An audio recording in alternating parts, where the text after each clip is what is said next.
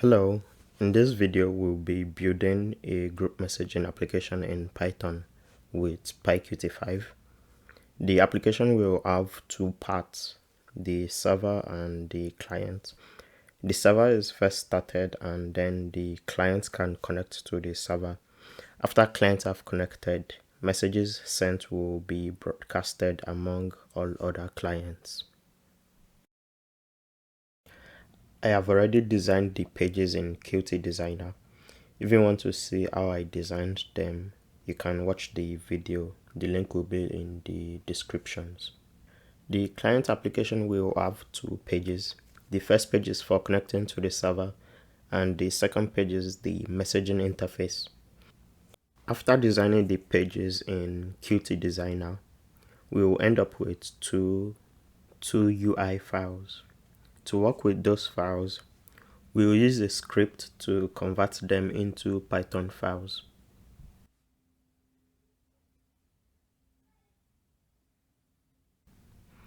Let's create a file for the client application and do all our inputs.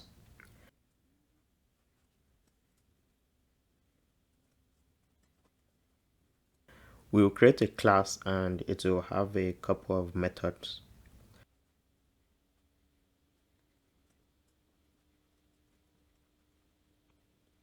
So we will have some regular class functions and also some slot functions that get called whenever an event is triggered from the interface. Events could be pressing a button or clicking a button. Let's create a main window for our application and also widgets for the pages that we've designed. Since only one page will be shown at a time, we'll hide the messaging page until the user has successfully connected to the server.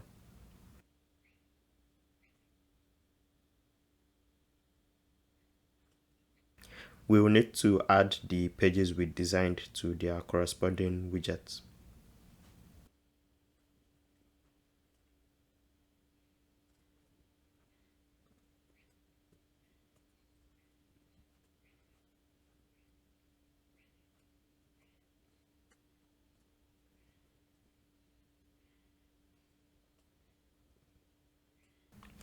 We will link a method to one of our buttons. When the connect button is clicked, the btn connect clicked method gets called. This method will handle connecting to the server, so we will need to retrieve the server's host name, port number that the server application is running on, and also the nickname that the client wants to use.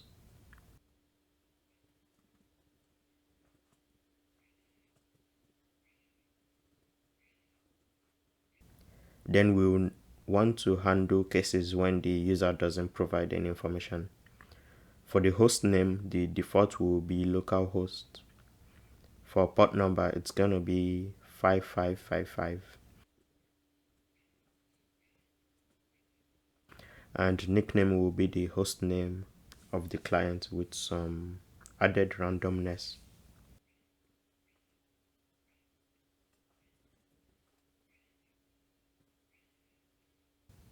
After getting all the information we need, we will connect to the server. If the connection is successful, we'll hide the connection page and go to the messaging page.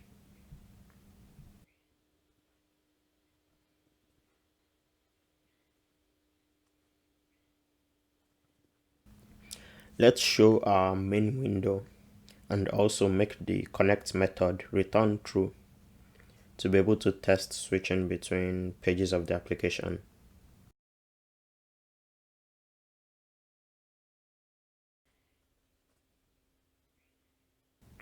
When we run the application, we'll have to resize the application window. That's because we didn't specify the window size for the main window.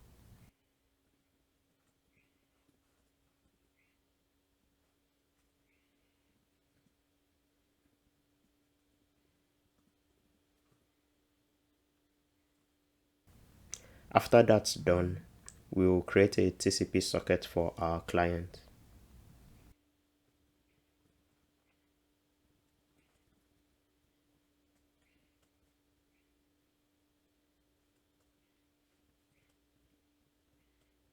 After connecting to the server, we'll send the client's nickname to the server so that messages from that client can be tagged appropriately.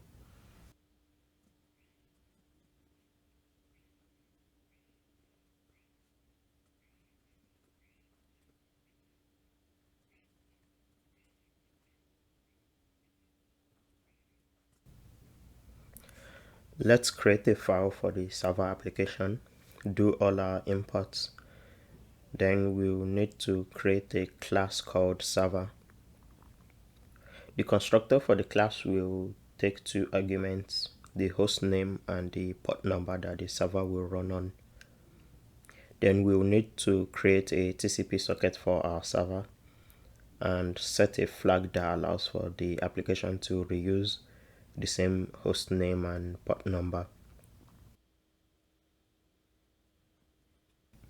Then we'll bind the socket to the host name and port number and then start listening for a connection.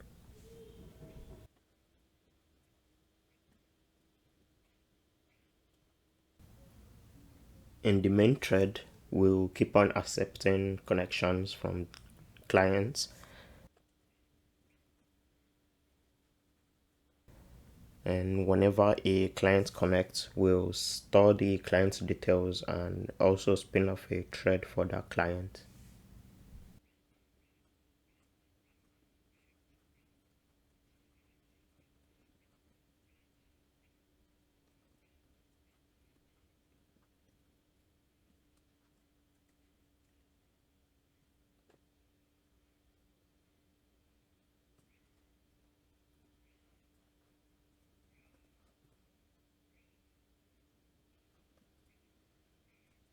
The server will run on localhost and on port 5555. The nickname showing up on the server console is not really what we want, so let's fix that. The method btn send clicked will get called whenever we click the send button. This method will get the text the user has typed and send it to the server. We will need to register the method to the send button signal so Qt knows what method to call when we click the send button. Let's implement our receive message method. The method will take two arguments. In an infinite loop, we'll try to receive messages from a client. If an error occurs, it means that the client has disconnected from the server.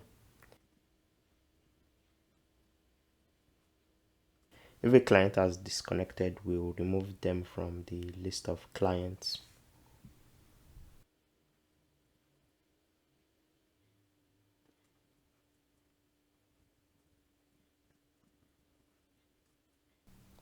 We will also need a method to broadcast messages that have been received by the server. The method will send messages to all other clients except the person that sent the message.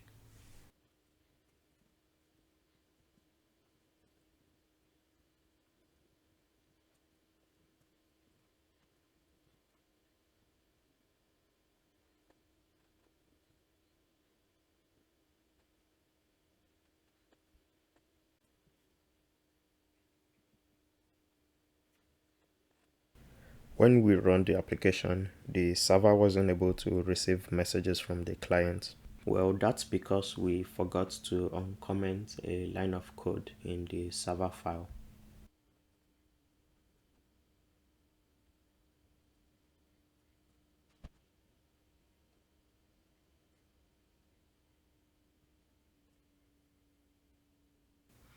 When we run the application, you can see that the server receives messages from the client, but the client cannot receive messages from the server.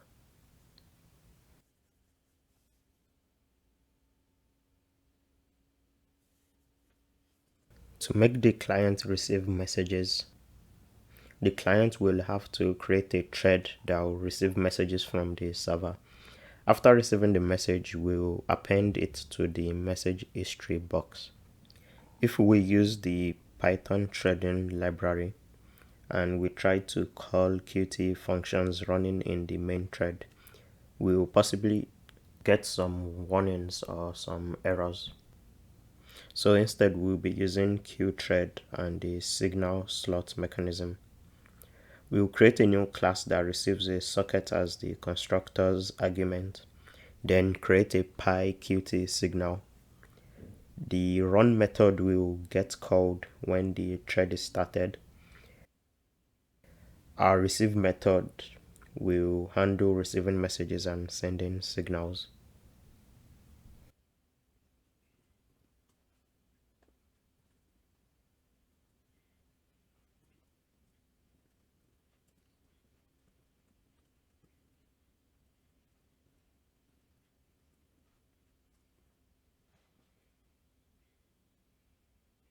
In our client class, we'll start the message receiving thread right after connecting to the server.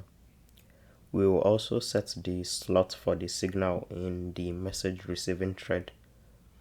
So whenever a message is received, the show message method will get called from the main thread, and the message that was received will get passed as an argument. In the show message method, we just have to append the message that we received to the message history box.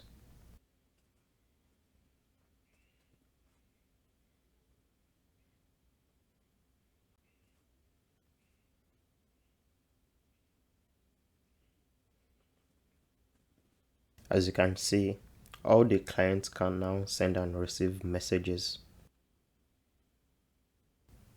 Now let's add some code to be able to see what we've sent in the message history box.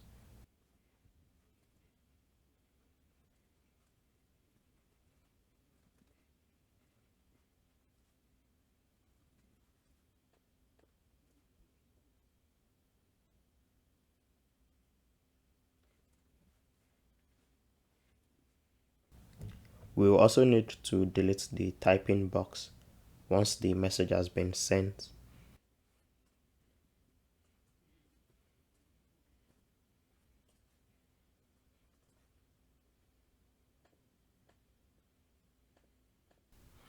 Our application works fine, and in theory we should be able to handle even more clients.